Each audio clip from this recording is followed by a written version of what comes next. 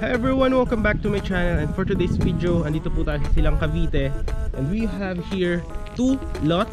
Isa po 145 square meter and isa po 150 square meter, and ito po yung kanyang guardhouse, and pwede nyo na po yan tayuan ng any house design, ready for housing.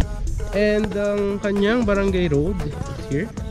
Yan po, so papakita ko yung video at the end kung saan I will be traveling from Hacienda Mall. Andiyan yung Hacienda Mall. Actually, itong barangay road na to, dyan sa Aguinaldo Highway, around 2 minutes. Then pag diretso nyo, 10 minutes is Tagaytay na po yan. Then around here, meron tayo rito isang available na commercial lot, then isang residential lot. So pakita ko siya sa inyo. Actually very affordable siya, guys. Okay. So tara, puntahan natin. So dito may mga dumadaan din na mga tricycle. Ayan. Tapos dito yung guardhouse, and then dito napakalawak ng mga roads. Meron na siyang lines for electricity, and may mga nakatira na din po. Nakikita nyo po yan dyan. Alright. So papakita ko sa inyo rito yung two lots. Isa po 150, ito yung 150 square meter dito, and then isang 145 square meter doon naman po. Alright. Then later on ipapakita ko rin sa inyo yung mga may nakatira na dito. So kapag kayo is bumili itong two lots na to, it's ready for housing na po yan. Alright. So yung dito is 10,000 per square meter, yung isa is 9,000 per square meter. Itong 150 square meter is semi-commercial lot. Ayan yung barangay road. So ito, pwede kayo rito magtayo ng small business mo. Ayan o, dito. So ito siya. Tapos ang kagandahan dito, guys, malawak yung mga kalsada. Kung mapapansin nyo, nilalagyan ng mga street. Ayan o. Tapos one way entrance lang, one way in, one way out. So dito, guys, yung 150 square meter. So dito, guys, yung 150 square meter. Ayan, dito, ito mismo. So ayan siya, ay yung concrete road. So diretso siya, it's here. So yung frontage niya is around from here up to there. So normally yan is around 10 by 15 meters. That's 150 square meter. Ayan. So pwede nyo na yan ipa-clear out and ipa-resurvey, no? And yung mga yung para palagyan na yan ng mga muhon. Ayan. Pwede na siya palagyan ng muhon. And then yan, up to there. So normally ang frontage niya will be 10 meters here, and then 15 meters yung pahaba. So yeah, pwede kayo dito. This is a semi-commercial lot. Then yung isa natin remaining is residential lot naman po siya. So makikita nyo dito yung drainage nya is naka-ready na po yan, no? Dito makikita nyo po yan. Talaga maganda kasi presko po dito. This is around 500 square meter, 500 meters above sea level. Kaya ang weather po dito, it's now 5 PM summertime, and napaka comfortable po. Actually maganda dito kasi mura lang yung ating lots dito, and any house design. Mamaya mag-iikot tayo dyan para makita nyo yung itsura ng mga property dito. No, marami na rin nakatira. May mga iba naglagay pa ng swimming pool. Ayan.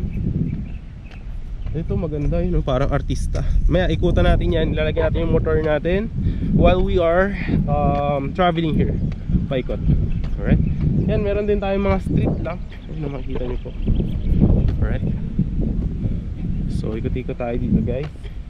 At dito naman yung isa na 145 square meter naman. Ito.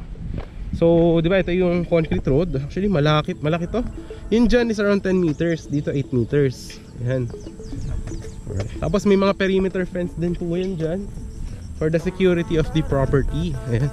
So di ba ito yung guardhouse. Ayan. So diretso ka lang dito. Yung available natin na lot dito na 145 square meter is here. Dito siya, guys, ito. So ready and for housing na. Mataba yung lupa dito, guys. Pwede kayong maglagay ng maliit na house, tapos garden, no? Actually perfect for investment. Tapos later on ipapakita ko rin yung video from the Hacienda Mall going to here. Actually napakalapit from the highway going to here, and maraming tricycle po dito na dumadaan if yung transpo po, and daanan din pala to ng mga bus, yung mga going to PITX and going to Tagaytay to Batangas. So ito mismo, guys, ito yung mismo siya. So ang frontage siya normally nasa mga 9 or 8 meters, then pahaba po yan, no?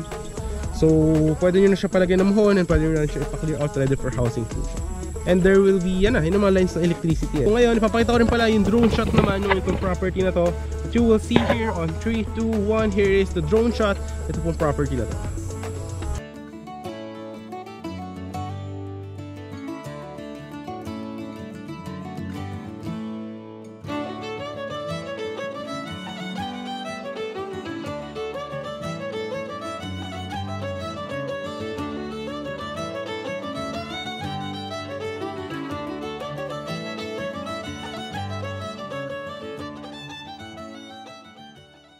Guys, nakita nyo naman yung ating drone shot dito. Ayan, so kita nyo naman yung property na to. So ngayon is mag-iikot tayo, no? Ipapakita ko sa inyo yung sinasabi ko ng mga houses dito na may mga nakatira na. Ganun yung pwede nyo gawin dyan. So isa dito 145 square meter, isang 150 doon sa may isa, yung semi-commercial lot. Alright? So try ikutan natin, and then at the end of the video is I will show you naman yung video from the highway going to this property.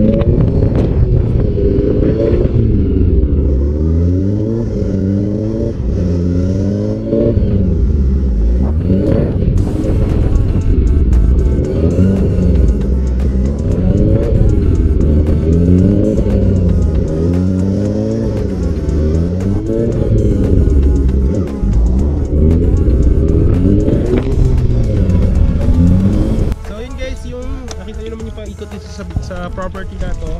So ayan, may mga house na po dito. So ready for housing na yun. If you do like this one, kindly hit a thumbs up, share mo to other people. Baka naghahanap sila ng mga property like this. And ipapakita ko naman yung video from the Hacienda Mall going to this one. So yun lang guys, and thanks for watching. Please watch this one. Bye bye. O dito lang yan guys, yan, 2 minutes lang guys to 3 minutes from the Hacienda Mall po guys. Yan, tara, punta natin. Yan, ito yung sinasabi ko guys na gasolinahan. Yan o. Yan, tapos may mga store din dyan. Yan. Alright. So, yan. Ito yung mga school din dito guys. Yan, let's go. So, kung napansin nyo, kakaiba yung vlog na to ngayon. Kasi, mostly sa mga vlogs ko talaga na mga property kong binibenta is, ano po, yung pinapasyal ko, nandun na kayo. Ito kakaiba, dito na ano, kumbaga makikita nyo para na kayo talagang kasama ko sa video, di ba? Yan, so malapit na tayo. Yan, so 2 to 3 minutes lang to guys from the Hacienda Mall. Oh, yeah. Yan lang. Yan tayo. Safe riding lang. Alright, let's go. Lapit na tayo, kakaliwa lang tayo dito. Actually marami dito mga ano guys, mga malakas school, yes, mga mall, palengke, dami dito guys. Tsaka yung mga kasama dito mga ano, mga subdivision, mga social din, yan, tulad dito. Yan o, yung mga condo, yan, yan. So, lapit na tayo kumaliwa.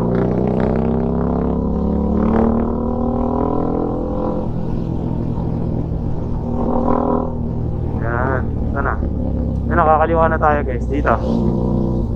Nakakaliwa tayo dito. Alright, so dito na guys. Okay. Tapos malapit na rin sa Dasma banda guys. Kung gusto nyo pumunta ng ano, yan, nakakaliwa tayo. Alright, yan. So dito guys, diretso tayo dito. Yan, let's go. Saka dito concrete roads talaga to concrete roads talaga siya. So from Aguinaldo Highway, ito, lapit na tayo. Actually maganda dito guys pag gabi, no? Tapos papakita ko rin sa inyo yung map plan para makita nyo yung mga available units. Dito na tayo.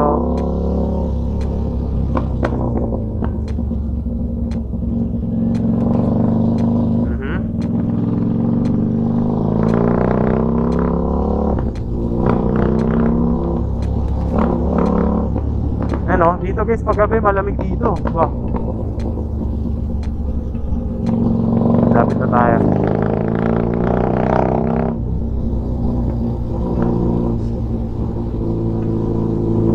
Barangay. Yan, dito yan sa Barangay Balubad, Kabataan. Actually ito guys, maganda dito. Ayan o, tignan nyo naman yung itsura ng subdivision natin. Ayan o, di ba? Oh, talagang big time ka dito. Tignan mo, exclusive din. Ayan, so ito yung guardhouse natin. Ayan, di ba? Ganda.